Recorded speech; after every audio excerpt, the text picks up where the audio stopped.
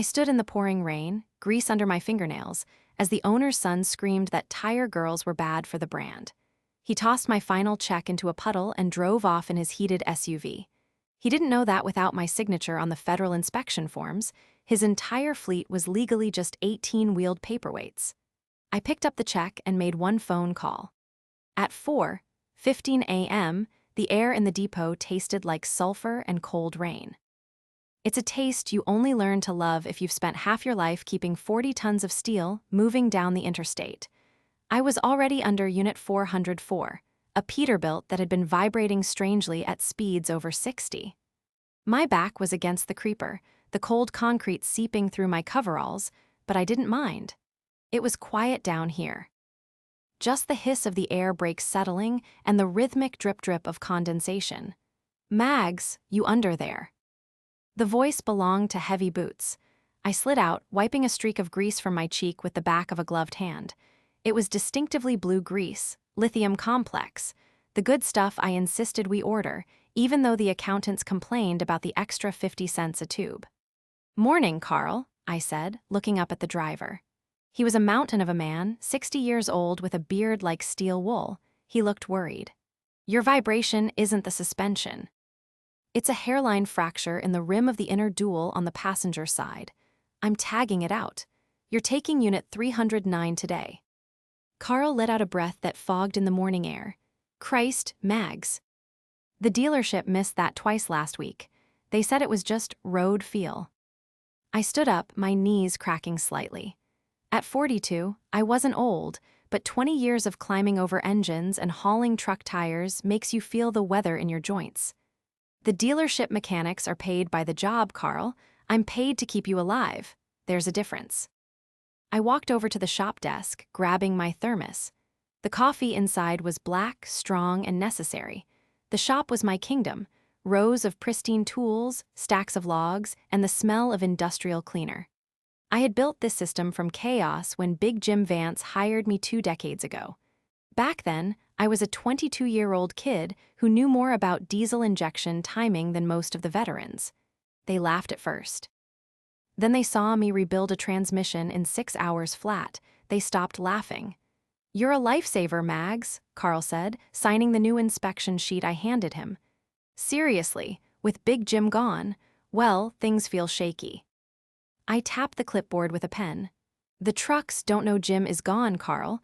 As long as I'm here, the maintenance schedule doesn't change. You drive, I fix. That's the deal." But as Carl walked away to transfer his gear, I looked up at the glass office overlooking the shop floor. The lights were off. Big Jim's chair was empty. For the first time in years, the silence of the shop didn't feel peaceful. It felt like the calm before a very expensive storm. I took a sip of coffee and looked at the framed certificate on the wall above my desk. Master Technician, Federal Motor Carrier Safety Administration, FMCSA Certified Inspector. It was just a piece of paper in a cheap plastic frame. But in this industry, that paper was the difference between a legal convoy and a federal crime scene. I just hoped the new management knew how to read. 2 weeks after we buried Big Jim, his son Tyler Vance walked into the shop wearing a suit that cost more than my first car. It was 9:00 a.m. on a Tuesday. The shop was humming. Impact wrenches were screaming, compressors were thumping, and Chloe, my apprentice, was wrestling with a mud flap on a trailer. Tyler didn't knock on the open bay door. He just walked in, wrinkling his nose as if the smell of honest work was a personal insult. He was 27, fresh out of business school, with a haircut that looked like it required its own maintenance schedule. "Martha," he said, not looking at me, but at the oil stain on the floor near his Italian leather shoes. "We need to talk. In the office. Now." I wiped my hands on a rag and signaled Chloe to keep going. "It's Mags, Tyler, you know that. And I'm in the middle of a brake job on Unit 212. It needs to be on the road by noon." "Unit 212 isn't going anywhere until we discuss the quarterly budget," he snapped, turning on his heel. I sighed, dropped the wrench, and followed him up the metal stairs. The office, once a chaotic nest of parts catalogs and family photos, had been sterilized. Big Jim's old oak desk was gone, replaced by glass and chrome. A sleek, unopened laptop sat in the center. "Sit," Tyler said, gesturing to a low, uncomfortable chair. He remained standing, looking out the window at the yard. "I've been reviewing the payroll and the operational expenses. They're archaic." "We run a fleet of 50 heavy-duty haulers, Tyler," I said, keeping my voice even. "Maintenance isn't cheap. If you cut corners on parts, you pay for it in towing bills and lawsuits." He spun around, a smug grin plastered on his face. "See, that's the old way of thinking. My father ran this place like a charity for broken-down trucks and broken-down people. I'm looking at Vance Logistics as a brand, a modern, streamlined brand." He tapped a piece of paper on the desk. It was a list of employees. My name was at the top, highlighted in yellow. "I'm looking at your salary, Martha. It's significantly higher than the industry average for a mechanic." "I'm the senior fleet manager," I corrected him, feeling a tightness in my chest. "I handle the logistics, the DOT compliance, the EPA audits, and I train the staff. I'm also the only one certified to sign off on the annual federal inspections." Tyler waved a hand dismissively. "Paperwork. We can outsource that. There are third-party services that do inspections for $50 a pop." "Those represent Lickenstic Inspections, Tyler," I said, leaning forward. "They slap a sticker on a truck without checking the brakes. If a truck kills a family because of bad brakes, you go to prison, not the third-party guy. You." He laughed. It was a cold, hollow sound. "You're very dramatic, just like my father said. Look, I'm bringing in a consultant next week to review efficiency. I want you to give him full access to your logs." "Fine," I said, standing up. "But just so you know, the DOT audit is coming up in 3 months. If we switch to cheap parts or outsource inspections now, we will fail. And when I say fail, I don't mean a fine. I mean out-of-service orders." Tyler sat down and opened his laptop, dismissing me. "I went to business school, Martha. I think I know how to manage risk. Just fix the trucks and try to look a little less greasy. It's bad for the image when clients come through." I walked out, my blood boiling. He saw grease. He didn't see the glue holding his inheritance together. The breaking point didn't happen in the office. It happened 3 weeks later on the side of I-95 in a thunderstorm that felt like the wrath of God. It was 11:30 p.m. One of our new drivers, a kid Tyler had hired because he was cheap, had blown a turbo on the northbound lane. He was panicked, claiming smoke was pouring into the cab. The towing company quoted a 4-hour wait. I didn't wait. I grabbed my tools, jumped in the service truck, and drove 40 miles through the deluge. When I got there, the situation was a mess. The driver hadn't put out his safety triangles. The truck was barely on the shoulder. I set up the flares, soaking wet within seconds, and popped the hood. It was an easy fix, a blown clamp on the intercooler hose, not the turbo itself. I was elbow-deep in the engine bay, water streaming down my back when a black Range Rover pulled up behind my service truck. The headlights were blinding. I squinted against the rain as the window rolled down. It was Tyler. He was on his way back from a business dinner at the casino down the road. "What the hell is this?" He shouted over the thunder. I walked over, wiping rain from my eyes. "Clamp blue, I'm fixing it, be done in 10 minutes. Tyler opened his door and stepped out, holding a large umbrella. He was wearing a tuxedo. He looked at the stranded truck, then at me.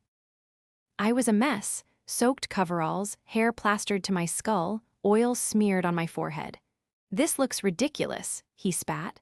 "I have potential investors following me in the car behind, and they see this. A middle-aged woman rolling around in the mud. I'm saving you a $2,000 tow bill, Tyler." I yelled back, my patience snapping like a rusty bolt. "Go back to your car."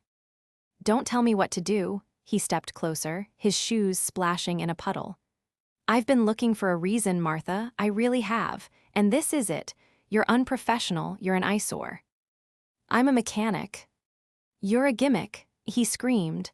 "My father kept you around because he had a soft spot for strays, but I don't. Tire girls are a gimmick, Martha. It's embarrassing. I want a professional, uniformed service team, not whatever this is." He reached into his jacket pocket, pulled out a wet envelope, and threw it at me. It landed in the mud. "That's your severance. 2 weeks. Don't come back to the shop. I'll have your personal tools boxed up and left at the gate." I looked down at the envelope, then up at him. The rain masked the tears of rage springing to my eyes, but it couldn't hide the smile that was slowly forming on my face. "You're firing me? Now, here." "You're done," he said, turning back to his Rover. "Fix the truck, then leave the service vehicle at the depot. Take an Uber home." "Oh, I'm not fixing the truck," I said, my voice dropping to a dangerous calm. "I'm fired. I'm not covered by your insurance anymore." I slammed the hood of the broken truck shut. The driver inside looked terrified. "And Tyler," I called out as he opened his car door. "What?" he snapped. "You might want to check who holds the Master Operator certification for the fleet, because it's not you, and it wasn't your daddy." He ignored me, got in, and sped off, spraying me with muddy water. I picked up the soggy envelope. I walked to my service truck, locked it, and threw the keys into the tall grass of the median. Then I pulled out my phone. It was time to call Elias. At 5:00 a.m., the rain had stopped, but the silence in my kitchen was deafening. I hadn't slept. I sat at my small, cluttered table, staring at a lukewarm cup of coffee and the soggy severance envelope Tyler had thrown at me. Inside was a check for 2 weeks' pay, post-dated for the end of the month, and a generic termination letter citing restructuring. My phone buzzed on the Formica. It was Carl, then Chloe, then Mike, the dispatcher. I let them ring. By 6:00 a.m., the missed calls were piling up like unpaid bills. I knew exactly what was happening at the depot. Drivers were arriving for their pre-trip inspections. They were looking for their paperwork. They were finding locked cabinets and a dark office. I finally picked up when Chloe called for the 3rd time. "Mags, where are you? The shop is." "Weird. Tyler's here early, screaming at everyone." "He says you quit." "I didn't quit, Chloe," I said, my voice raspy. "He fired me on the side of I-95 last night, left me standing in the rain." "What?" Chloe's voice cracked. "He fired you, but we have 3 transmissions down and the DOT audit is in 2 days. Who's signing off on the daily logs?" "Not me," I said, taking a sip of the cold coffee. "And legally, not you. You're an apprentice, Chloe. You can't sign a federal inspection report." "I know that," she whispered, panic rising. "But Tyler is telling the drivers just to go. He says he'll sign them later." I sat up straight. "He said what?" "He's telling them to roll. He says the paperwork is just a formality, and he'll have a consultant fix it by the end of the week." My blood ran cold. "Chloe, listen to me very carefully. Do not touch a wrench today. Do not sign anything. If a driver asks you to look at a truck, you tell them you are not authorized. Do you understand?" "Yes, Mags, but the guys are scared. They need the miles." "If they drive those trucks without a valid inspection on file and something happens, they lose their CDL. Tell Carl. Tell Mike. Tell anyone you trust. I'm out. And if Tyler forces you to work on something unsafe, you call me immediately." I hung up. My hand was shaking, not from fear, but from fury. Tyler wasn't just arrogant, he was dangerous. He was sending 50-ton missiles down the highway without a safety net, all to save a few bucks and soothe his ego. I looked at the framed certificate on my wall again, certified master technician. It wasn't just a piece of paper. It was a shield, and Tyler had just thrown it away. I stood up and walked to the closet. I pulled out a heavy, dust-covered box from the top shelf.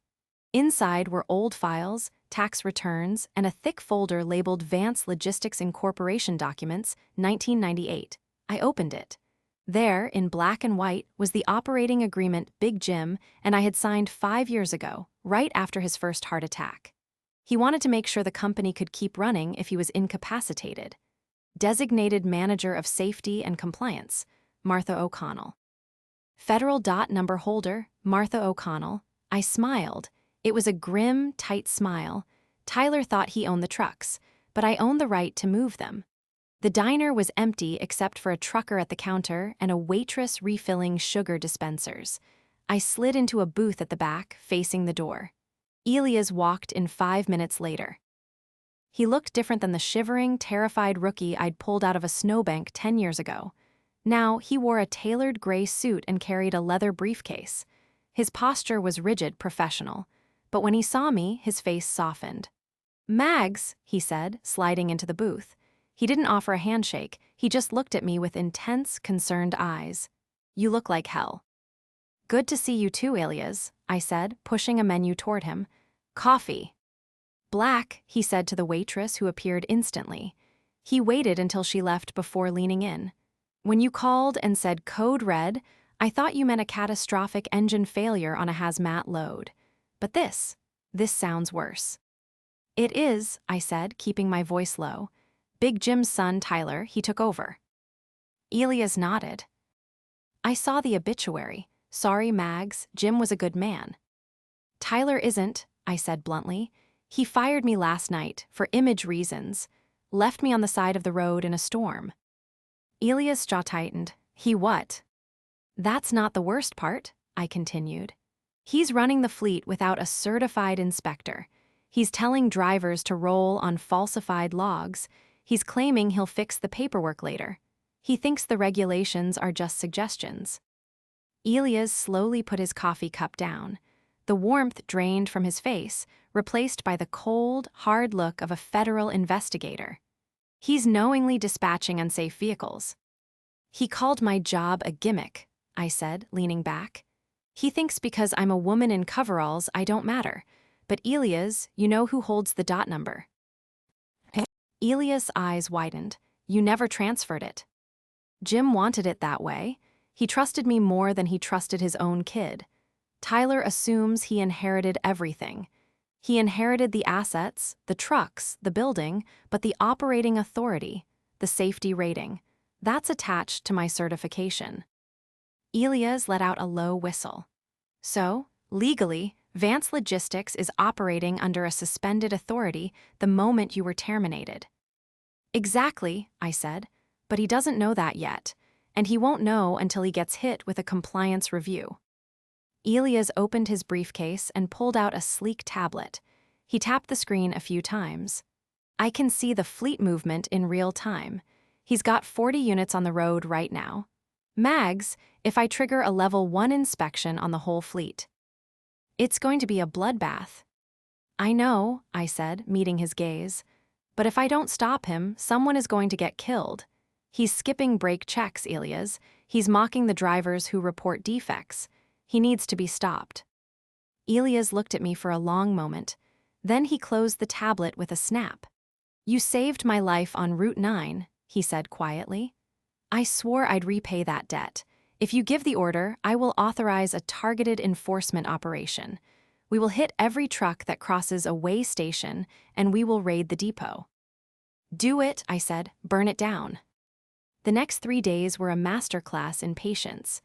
I stayed home, gardening, while my phone blew up with desperate texts from the drivers. "Carl, Mags, the new guy Tyler hired doesn't know how to adjust a clutch." "Unit 309 is grinding gears." "Chloe, he's making me sign things, Mags. I'm scared. I refused and he threatened to fire me too." I texted Chloe back immediately, "Record everything. Take pictures of every document he asks you to sign. Do not sign. If he fires you, you have a lawsuit. Just hold on for 24 more hours." Meanwhile, Elias was working in the shadows. He wasn't just planning a raid, he was building a case. He needed proof of systematic negligence. I provided it. I still had remote access to the digital maintenance logs on my laptop. Tyler, in his arrogance, hadn't thought to revoke my IT credentials. I watched as entries were deleted. Brake adjustments I had scheduled were marked completed by a user named admin at 2:00 a.m. I took screenshots of everything. "Look at this," I whispered to myself on the second night. Tyler had marked a truck with a known cracked frame rail as serviceable. He had literally erased the defect report I wrote 2 days before he fired me. He was actively falsifying federal records. That night, my doorbell rang. It was Mr. Henderson, the company lawyer. He looked nervous, clutching a briefcase to his chest like a shield. "Mrs. O'Connell," he stammered when I opened the door. "May I come in?" "It's Ms. O'Connell," I said, blocking the doorway. And unless you have a subpoena, no. Please, he said, sweating. Mr. Vance, Tyler, he's concerned about some discrepancies. He wants to offer you a consulting package, a generous one, to come back and tidy up the logs before the audit. Tidy up, I laughed. You mean commit a felony? Henderson flinched. He's willing to offer 6 months' salary, cash, just to sign the backdated inspections. Tell Tyler, I said, stepping closer so he could smell the coffee on my breath, that my signature isn't for sale, and tell him to check his email. I just forwarded a copy of the deleted logs to the regional DOT office. Henderson turned pale. You did what? I'm a mandated reporter, Mr. Henderson. If I see a safety violation, I have to report it. It's the law. Have a good night. I slammed the door. 10 minutes later, my phone buzzed. It was a text from Elias. The warrant is signed. Operation starts at 600. Get some sleep, Mags. Tomorrow is going to be loud. I didn't sleep. I sat on my porch, watching the sunrise, thinking about Big Jim. He would have hated this. He would have hated seeing his legacy dismantled. But he would have hated seeing his trucks kill someone even more. I was doing this for Jim, and for every driver who trusted their life to a mechanic's signature. The morning sun was brutally bright, illuminating every speck of dust in the depot yard. It was 7:30 a.m. The first wave of drivers was rolling in, coffee cups in hand, unaware that their day was about to implode. I parked my old F-150 across the street, watching through the windshield. My heart hammered against my ribs, not from fear, but from the adrenaline of knowing exactly what was coming. At 7:45 a.m., 3 unmarked black SUVs and 2 fully marked state trooper cruisers turned into the main gate. They didn't slow down. They bypassed the security shack, the lights flashing silently in the morning air. I saw Tyler burst out of the office building, his face a mask of confusion and outrage. He was shouting something, waving his arms at the lead SUV. The door opened, and Elias stepped out. He was wearing his blue DOT Federal Investigator, windbreaker, and holding a clipboard that looked more like a weapon than office supplies. Even from across the street, I could see the color drain from Tyler's face. He stopped mid-shout. Elias walked right past him, straight to the first truck in the lineup, Unit 104, driven by a kid named Mike who looked terrified. Elias signaled for him to cut the engine. 2 other investigators swarmed the vehicle, sliding under the chassis with creepers and flashlights. Tyler tried to intervene.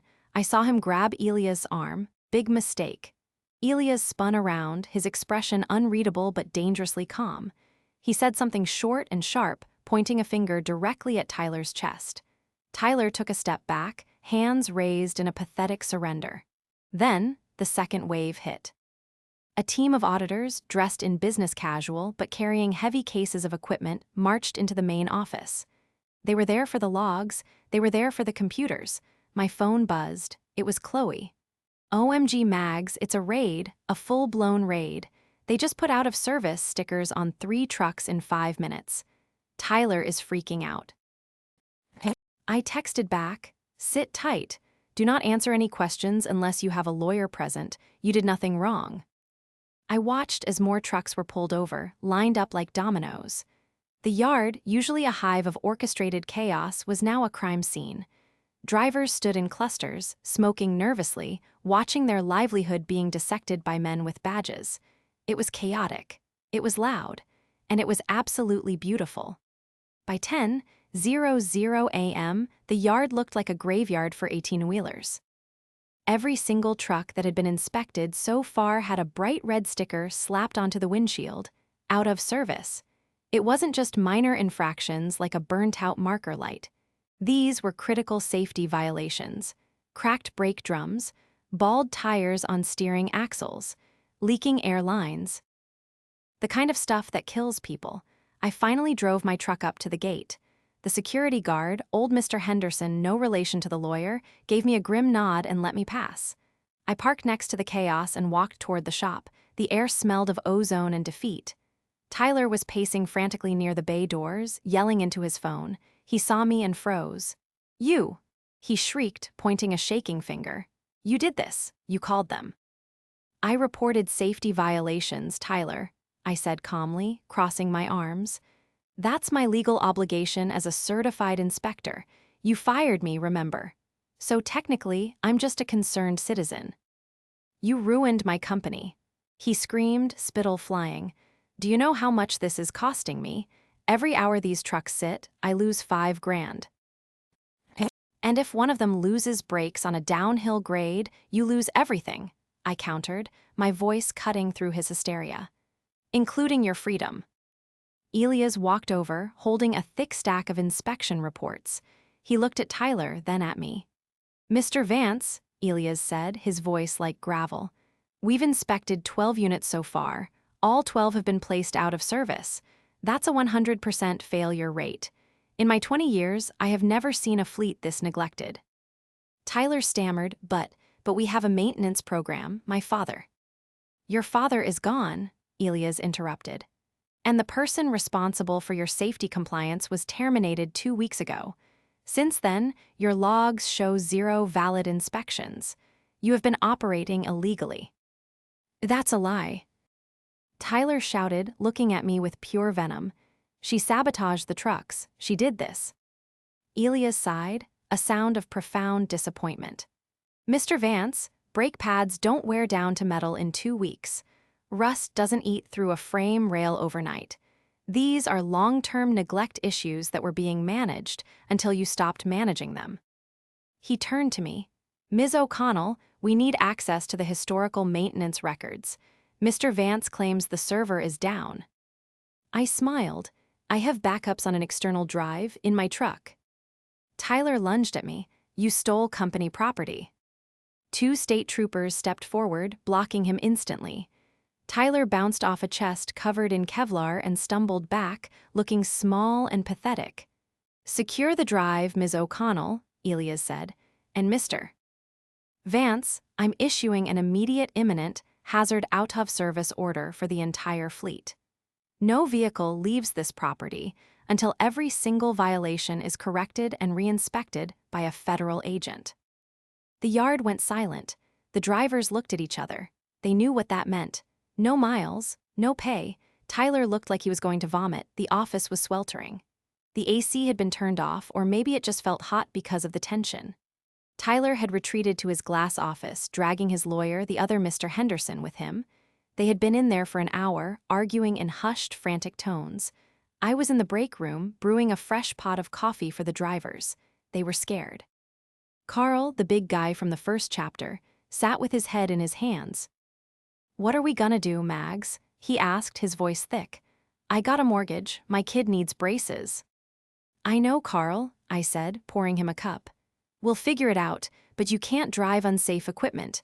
Tyler put you in this spot, not me. The door to the office opened. Henderson walked out, looking like he'd aged 10 years. He beckoned to me. Ms. O'Connell, Mr. Vance would like a word. Alone. I don't think that's a good idea, I said. Please, Henderson whispered. He's desperate. He wants to settle. I walked into the office. Tyler was sitting at his desk, head in his hands. He looked up, his eyes bloodshot. The arrogance was gone, replaced by terror. How much? He asked. Excuse me. How much do you want? He said, voice trembling, to fix this. To tell your friend out there that it was a mistake, that the logs were just disorganized. I'll give you $50,000, cash, right now. I stared at him. He still didn't get it. He thought this was about money. He thought safety was a commodity you could buy and sell. Tyler, I said slowly, you can't bribe the federal government, and you can't bribe physics. A cracked rim is a cracked rim. No amount of money changes that. I'll double it, he said, standing up. 100 grand, and your job back with a raise. Just make the red tags go away. I can't make them go away. I shouted, slamming my hand on the desk. You have to fix the trucks. That takes time. That takes mechanics. That takes money you clearly don't want to spend. He slumped back into his chair. I don't have the cash flow for a total fleet overhaul. If the trucks don't move for a week, the bank calls the loans. I'll be bankrupt. Then you should have thought of that before you fired the only person who knew how to keep them moving, I said coldly. He looked up at me, a flicker of his old nastiness returning. You planned this. You wanted to destroy me. I didn't plan anything, Tyler. I just stopped catching the balls you were dropping. You destroyed yourself. I turned to leave. Wait, he said. If I go under, what happens to the operating authority, the license? I stopped at the door. This was it, the moment I had been waiting for. Funny you should ask, I said, turning back with a smile that wasn't kind. Because that license, the dot number 480-2910. It doesn't belong to Vance Logistics, Inc. Tyler frowned. What are you talking about? Of course it does. No, I said. Check the original filing from 1998. Your father listed the responsible operator as an individual to save on liability insurance. He listed me. Tyler's face went blank. You. Me, Martha O'Connell. I own the safety rating. I own the operating authority. And as of this morning, I am voluntarily surrendering it due to lack of operational control. You can't do that, he screamed, standing up. That shuts us down permanently. We lose our contracts. You already lost them, Tyler. You just don't know it yet. I walked out, leaving him standing in the ruin of his own making. The impound lot was a desolate place, a purgatory of rust and bad decisions. 50 Vance Logistics trucks sat in neat, silent rows, their windshields plastered with orange, out-of-service stickers that glowed like neon signs in the twilight. It had taken 3 days.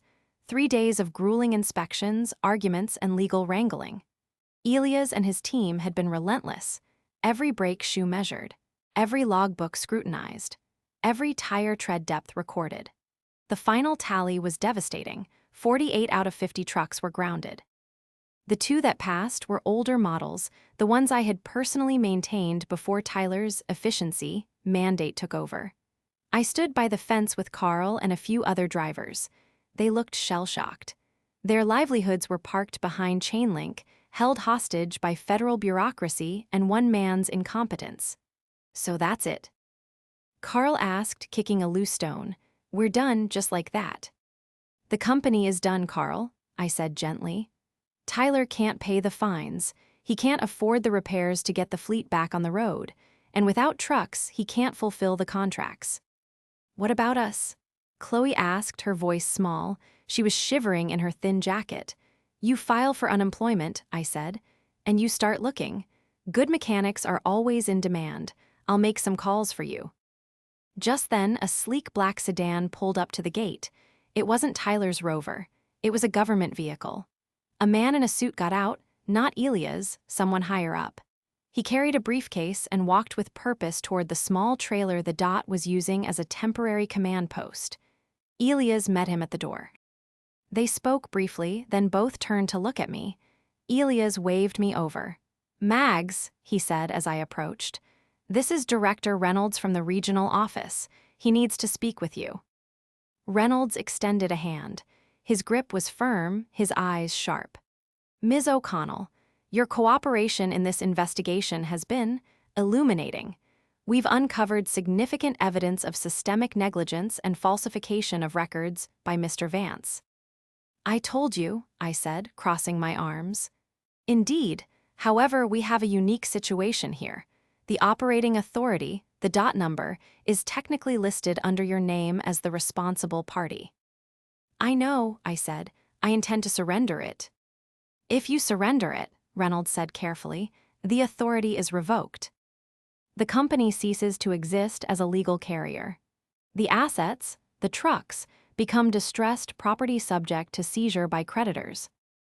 And, Elias interjected, if the authority remains active, but under new management, the violations can be cleared. The fines can be negotiated. The fleet can be rehabilitated. I looked from Elias to Reynolds. What are you saying? The bank that holds the liens on these trucks called us an hour ago, Reynolds said. They are very interested in avoiding a total loss. They know Mr. Vance is insolvent. They are looking for a receiver, someone with the technical expertise to bring the fleet back into compliance. My heart skipped a beat. You want me to run it for the bank? We want to offer you a pathway, Reynolds corrected. If you agree to assume full operational control, we can lift the blanket out-of-service order on a probationary basis. You fix them, one by one, you get them inspected, you get them back on the road. And Tyler, I asked. Mr. Vance is facing criminal charges for falsifying federal records, Elias said grimly. He won't be involved. He'll be lucky to stay out of prison. I looked back at the drivers. Carl, Chloe, Mike, they were watching me, hope flickering in their eyes. I can't afford to buy the company, I said. You don't have to buy it, Reynolds said, smiling slightly. You already own the most valuable part, the license. The meeting with the bank lawyers was brief and brutal for Tyler.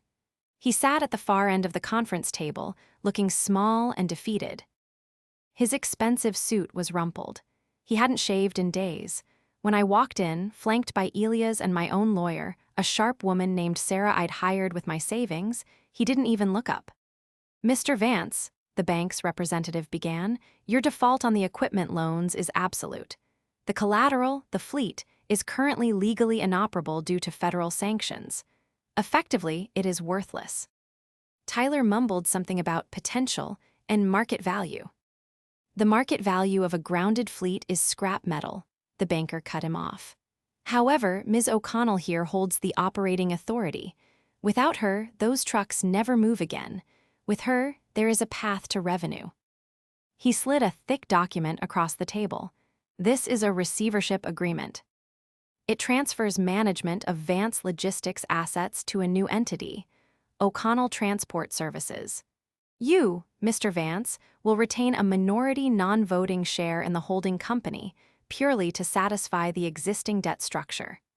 You will receive no salary, no dividends, and have no operational input. Tyler's head snapped up. You're stealing my company. We are salvaging your debt, the banker corrected. If you refuse to sign, we foreclose immediately. You lose the house, the cars, everything. You will be bankrupt by Friday. Tyler looked at me. His eyes were full of hate but also fear. He knew he had no leverage. He knew I had one. Sign it, Tyler, I said softly. It's over. He picked up the pen. His hand shook as he signed the papers that stripped him of his father's legacy. He threw the pen down and stormed out of the room without a word. I didn't watch him go. I was looking at the document in front of me. O'Connell Transport Services. It was just paper, but it felt heavy. It felt like responsibility. Congratulations, Ms. O'Connell, the banker said, standing up to shake my hand. You have 60 days to get 10 trucks operational. Can you do it? I thought of the shop. I thought of the tools. I thought of Chloe and Carl. I can get 20 running in 30 days, I said, if I have my crew. You have full autonomy, he said. Hire whoever you need. I walked out of the bank and into the bright afternoon sun. I pulled out my phone and dialed a number. Chloe. Mags, what happened? Get the guys, I said, a smile finally breaking through. We're going back to work. And tell Carl to bring his tools. We have a lot of brake jobs to do. The sign above the main gate had changed. The fancy Vance Logistics logo was gone, replaced by a simple, bold design, O'Connell Transport and Safety. I stood on the catwalk overlooking the shop floor. It was 5:00 p.m. on a Friday. The bays were full but organized. The air smelled of diesel and progress. Chloe was down below, leading a training session on electronic logging devices for 3 new hires. She looked confident, capable. She wore a clean uniform with lead technician embroidered on the pocket. Carl walked by, waving a fresh inspection report at me. Unit 404 is greenlit, boss. Ready for the morning run to Chicago. Good work, Carl, I shouted down. Make sure the driver checks the lug nuts at the first stop. New rims need to settle. You got it, Mags. I walked back into my office. It wasn't the glass cage Tyler had built. I had moved back into Big Jim's old office, the one with the wood paneling and the smell of old tobacco. I had kept his desk, but the chair was new. On the wall, next to my master technician certificate, was a framed letter from the DOT. Compliance review, satisfactory. It was the highest safety rating a carrier could achieve. We were smaller now, only 30 trucks, but we were profitable, and we were safe. Every driver knew that if they reported a problem, it got fixed. No questions asked. Tyler was gone. He had moved to Florida, trying to start some crypto scam or something. I didn't care. He was a footnote in the history of this place. I walked out onto the small porch attached to the back of the office. It overlooked the employee parking lot. The sun was setting, casting long shadows across the asphalt. I took a sip of coffee from my old thermos. It still tasted the best out here in the quiet hum of a working depot. The road hadn't been easy. The first month was hell, sleepless nights, endless paperwork, fighting with parts suppliers. But we did it. We built something real. Not a brand, not an image, a company. I thought about the rain that night on I-95. I thought about the insult. Tire girl. Gimmick. I looked down at my hands. They were clean now, mostly. But the calluses were still there. Revenge wasn't about destroying Tyler. He did that himself. Revenge was proving him wrong. Revenge was building a fleet that didn't need shortcuts to survive. Revenge was listening to the engine's hum in perfect harmony and knowing that I was the one conducting the orchestra.